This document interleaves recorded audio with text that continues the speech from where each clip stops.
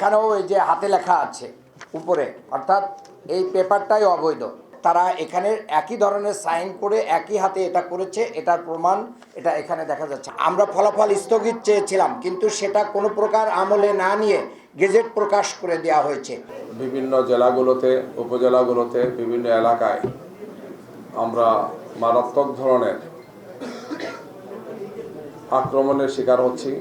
ক্ষেত্রবিশেষে মহিলাদের উপর হামলা করা হচ্ছে। আমরা এই সমস্ত বিষয়গুলো নির্বাচনের দিনও জানিয়েছিলাম। ফলাফল বাতিল এবং পুনর্গণনার আবেদনের পাশাপাশি ইতিমধ্যে ঘোষিত যে গেজেট প্রকাশ করা হয়েছে, তাদেরকে যেন শপথ না দেওয়া হয়, সেই শপথ স্থগিত রাখার জন্য আমাদের আবেদন আছে। ভোটের ফলাফলকে ম্যানিপুলেট করে অন্যকে জিতিয়ে দেওয়া হয়েছে। এই ব্যাপারে সম্ভাব্য সব ধরনের আইনি পদক্ষেপ নেওয়ার সুযোগ আমাদের আছে। আমরা সেই সমস্ত আইনি পদক্ষেপগুলো আমরা গ্রহণ করব। একটি সুষ্ঠু সুন্দর নির্বাচন বাংলাদেশের মানুষ আশা করেছে এবং সেটি নির্বাচন সম্পন্ন হয়েছে। যদিও সেই নির্বাচনে অনেক ক্ষেত্রেই কারচুপি হয়েছে, জালিয়াতি হয়েছে। আপনার 97 নম্বর গ্যান্ডারিয়া উচ্চ বিদ্যালয় একটা কেন্দ্রের ফলাফল, এখানে আপনারা দেখছেন যে এটা প্রিন্ট কপি করা, প্রিন্ট লেখা থাকার কথা ছিল 179 ঢাকা 6, সবগুলোতে প্রিন্ট লেখা আছে, কিন্তু এগুলো হাতে লেখা আছে। এটা মানে এটা আপনাদেরকে দিয়ে দিব। এরপরে একটা জায়গা আছে সেখানে কোনো প্রকার মানে সাইন নাই, পোলিং এজেন্টের সাইন নাই। আরেকটা জায়গা আছে সেখানে এই যে দেখেন একবারে কার্বন কপি করে দেওয়া হয়েছে, কার্বন কপি করে দেওয়া হয়েছে। এরপরে এখানেও এই যে হাতে লেখা আছে উপরে, অর্থাৎ এই পেপারটাই অবৈধ। এরপরে এখানে দেখেন এনআইডি এবং পোলিং এজেন্ট কে কার পক্ষে তাদের কোনো নাম নাই। এবং এখানে 3 জন, এটা হচ্ছে নারিন্দা সরকারি উচ্চ বিদ্যালয়, এখানে 3 জন পোলিং এজেন্টের নাম লেখা আছে, সেবা, রামদাস এবং বিকাশ দাস। এই নামের কোনো পোলিং এজেন্ট আমার ছিল না, কিন্তু এই নাম দিয়ে তারা এখানে একই ধরনের সাইন করে একই হাতে এটা করেছে, এটার প্রমাণ এটা এখানে দেখা যাচ্ছে। আমি মূল কপি দেখে পড়ছি। এরপরে এখানে দেখেন, এখানে কোনো পোলিং এজেন্টের নাম নাই, একজনের। এটা এটা এটা হচ্ছে 48 সিলভারডেল প্রিপারেটরি, এটা ওয়ারি। এরপরে এখানে এখানে কোনো প্রকার পোলিং এজেন্টের নাম নাই, একটা রেজাল্ট দিয়ে দেওয়া হয়েছে, সিগনেচার নাই। এখানে একজনের দেওয়া হয়েছে, এখানেও কোনো নাম নাই। এইভাবে করে আমাদের ফলাফলকে জালিয়াতি করে দেওয়া হয়েছে। আমরা আবেদন করেছিলাম নির্বাচনের দিন রাত্রে 12টা 58 মিনিটে আমরা ফলাফল স্থগিত চেয়েছিলাম, কিন্তু সেটা কোনো প্রকার আমলে না নিয়ে গেজেট প্রকাশ করে দেওয়া হয়েছে। এর আগে আমরা বলেছিলাম ঢাকা 6-এর সবগুলো থানা নির্বাচনী অফিস ইঞ্জিনিয়ার রিকশাদ সাহেবের বিল্ডিং দিগন্ত টাওয়ারে আছে, সেখান থেকে যদি সরানো না হয় এবং কর্মকর্তাদের বদলি না করা হয় সুষ্ঠু নির্বাচন সম্ভব না। আমরা জানুয়ারির 14 তারিখে অ্যাপ্লিকেশন দিয়েছিলাম, কিন্তু এই ব্যাপারে কোনো প্রকার ব্যবস্থা তারা নেয় নাই। আমরা বারবার দ্বারস্থও ফেল করেছি। এছাড়াও অনেকগুলো ভোট জালিয়াতির অ্যাপ্লিকেশন আমরা দিয়েছি, তারা ব্যবস্থা নেয় নাই। এইভাবে একজনকে জিতিয়ে দিয়ে মূলত বাংলাদেশের গণতন্ত্রকে হত্যা করা হয়েছে। আপনাদের মাধ্যমে জাতির কাছে এটা আমি উপস্থাপন করলাম। আশা করি নির্বাচন কমিশন এই জায়গার শপথ বন্ধ রেখে পরবর্তী ব্যবস্থা নেবেন। নির্বাচন উত্তর বাংলাদেশের বিভিন্ন জেলাগুলোতে, উপজেলাগুলোতে, বিভিন্ন এলাকায় আমরা মারাত্মক ধরনের আক্রমণের শিকার হচ্ছি। সেখানে প্রতিদ্বন্দ্বী প্রার্থী হিসাবে আমাদের উপর বা আমাদের সমর্থকদের উপর, আমাদের এজেন্টদের উপর, ক্ষেত্রবিশেষে মহিলাদের উপর হামলা করা হচ্ছে। শতাধিক ঘটনা ইতিমধ্যে ঘটেছে। আমরা সবগুলোর তথ্য নিয়মিত কালেকশন করছি এবং সেই সমস্ত তথ্যগুলো আপনারাও পাচ্ছেন জাতীয় সংবাদপত্র, জাতীয় সংবাদ মাধ্যমগুলোতে সেই সমস্ত বিষয়গুলো আছে। বিভিন্ন জায়গায় সহিংসতার ঘটনায় মৃত্যুবরণের ঘটনা ঘটেছে, মারাত্মক আহত হয়েছেন, পরে মৃত্যুবরণ করেছেন, এমন কিছু ঘটনা ঘটেছে। গতকালকে আমাদের 11 দলের শীর্ষ নেতৃবৃন্দের যে মিটিং ছিল, সেখান থেকে মিটিং করে আপনাদের সামনে আমাদের সম্মানিত আমিরে জামাত 11 দলীয় জোটের প্রধান নেতা তিনিও কথা বলেছেন, তিনি কিছু আহ্বান জানিয়েছেন, আপনারা জানেন। আমরা এই সমস্ত বিষয়গুলো নিয়ে স্থানীয়ভাবে প্রশাসনের সাথে আমরা আলাপ করেছি, অভিযোগ দায়ের করা হয়েছে এবং আমরা আশা করছি যে এগুলোর তড়িৎ পদক্ষেপ তারা গ্রহণ করবেন। একটি সুষ্ঠু সুন্দর নির্বাচন বাংলাদেশের মানুষ আশা করেছে এবং সেটি নির্বাচন সম্পন্ন হয়েছে। যদিও সেই নির্বাচনে অনেক ক্ষেত্রেই কারচুপি হয়েছে, জালিয়াতি হয়েছে এবং ভোট প্রদানের ক্ষেত্রে বাধা দেওয়া হয়েছে, এজেন্টদেরকে বের করে দেওয়া হয়েছে, বিভিন্ন ধরনের পরিস্থিতি সেখানে তৈরি করা হচ্ছে, যেটা আমরা আগে বলেছি। আমরা আজকেও আপনাদের সামনে এই সমস্ত বিষয়ে কথা বলবো। আমাদের আইনজীবীদের প্যানেল আছেন এখানে। আমরা বেশ কয়েকটি আসনে, এখন পর্যন্ত আমরা প্রায় 30টি আসনে আমরা এই ধরনের চরম অব্যবস্থাপনা দেখেছি, যেখানে ভোট জালিয়াতি হয়েছে, কারচুপি হয়েছে, যে সমস্ত কাগজগুলো তারা দিয়েছেন সেখানে অপারেটিং হয়েছে, অসমাজা হয়েছে, বিভিন্ন ধরনের অসুবিধা হয়েছে। আমরা এই সমস্ত বিষয়গুলো নির্বাচনের দিনও জানিয়েছিলাম। তাৎক্ষণিকভাবে আমরা রিটার্নিং অফিসার এবং ঊর্ধ্বতন অফিসারদেরকে আমরা জানিয়েছিলাম, নির্বাচন কমিশনকে আমরা জানিয়েছিলাম। কিছু কিছু আসনে ভোট রেজাল্ট দিতে মারাত্মকভাবে দেরি হয়েছিল। যেমন ঢাকার কয়েকটি আসনে আমরা ভোর 5টার সময় গিয়ে নির্বাচনের রেজাল্ট পেয়েছি, অথচ আরও কিছু কিছু আসনে বিদ্যুৎ গতিতে রিপোর্ট দেওয়া হয়েছে, রেজাল্ট দেওয়া হয়েছে। এই ধরনের চরমভাবে পক্ষপাত দুষ্ট কিছু আচরণ হয়েছে।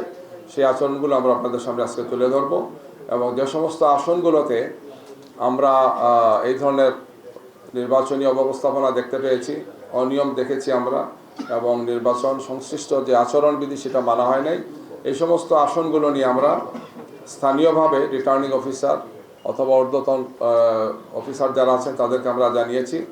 আমরা পুনঃগণনার জন্য, নতুন করে ভোট গণনার জন্য আমরা সেখানে সংশ্লিষ্ট যারা আছেন তাদেরকে আমরা আহ্বান জানিয়েছি, যাতে তারা এই বিষয়ে সেখানে প্রয়োজনীয় পদক্ষেপগুলো গ্রহণ করে। আমরা এই বিষয়ে নির্বাচন কমিশনকেও আমরা জানাবো, তাদেরকেও আমরা যোগাযোগ করেছি, তাদের কাছে আমরা এটা পৌঁছাবো এবং এই ব্যাপারে সম্ভাব্য সব ধরনের আইনি পদক্ষেপ নেওয়ার সুযোগ আমাদের আছে। আমরা সেই সমস্ত আইনি পদক্ষেপগুলো আমরা গ্রহণ করব। আমরা বিভিন্ন জায়গাতে যে তথ্যপাত্র পেয়েছি, যে সমস্ত কয়েক শত ঘটনা ঘটেছে, বিভিন্ন ধরনের হামলা মামলা, এর মধ্যে প্রথম আলোতে আসছে, আপনারা দেখবেন হয়তো, যে বিদ্রোহী প্রার্থীর সমর্থককে পিটিয়ে হত্যা, অভিযোগ স্বেচ্ছাসেবক দলের নেতার বিরুদ্ধে। এই নির্বাচনের পরিঘটনাটি ঘটেছে, যেটি আসছে আমাদের কাছে, এই সমস্ত তথ্যগুলো আছে। এছাড়াও আরেকটি হত্যাকাণ্ড ঘটেছে, সেটি হচ্ছে মুন্সিগঞ্জে, এটা বাগেরহাটের নির্বাচন পরবর্তী সহিংসতায় বিএনপির বিদ্রোহী প্রার্থীর সমর্থক নিহত এবং তাদের নেতার ধারে সেটা ঘটনা ঘটেছে।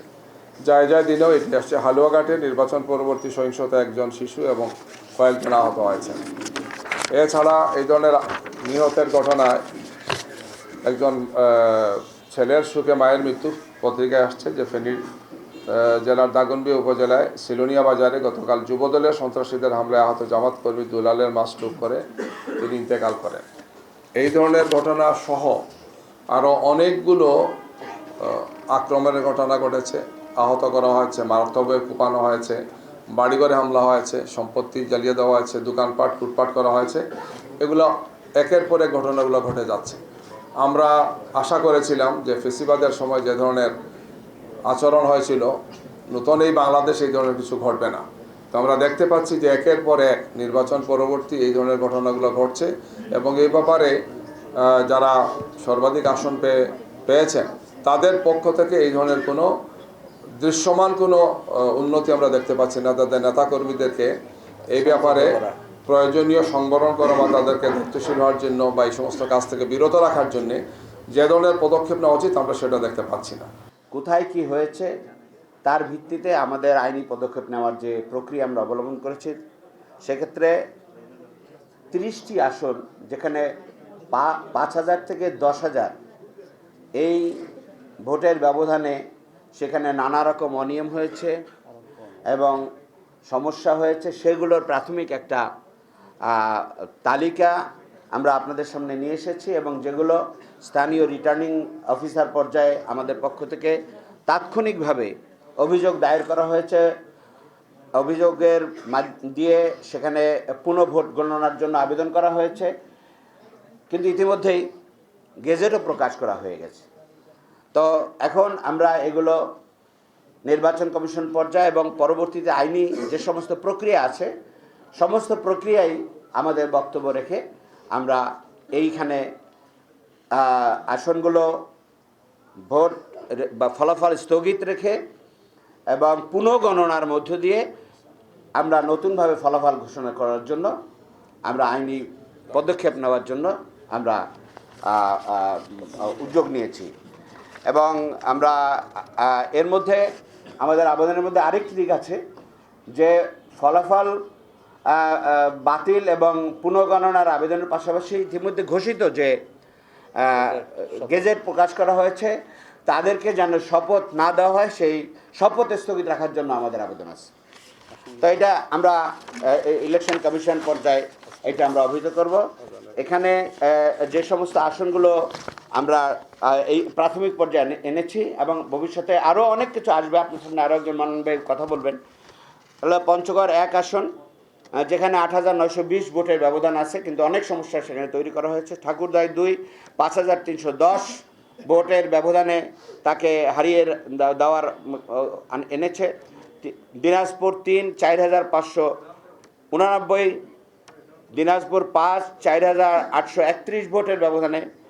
লালমনিরহাট 1 9,141, লালমনিরহাট 2 8,191, গাইবান্ধা 4 3,334 ভোট, 3,034 ভোট, বগুড়ায় 2,156 vote, Bogura 3, Sirajganj 1 8,400 vote, Jessore 3 7,894 vote, Khulna 3 8,835 vote, Khulna 5 2,608 vote. এটা আমাদের সেক্রেটারি জেনারেল আসন এবং নিশ্চিত বিজয়, এই প্রত্যেকটা আসন থেকে নিশ্চিত বিজয়ের বার্তা আমরা পাচ্ছিলাম, কিন্তু সেগুলোকে এই প্রক্রিয়ায় এখন ভিন্নভাবে নেওয়া হয়েছে।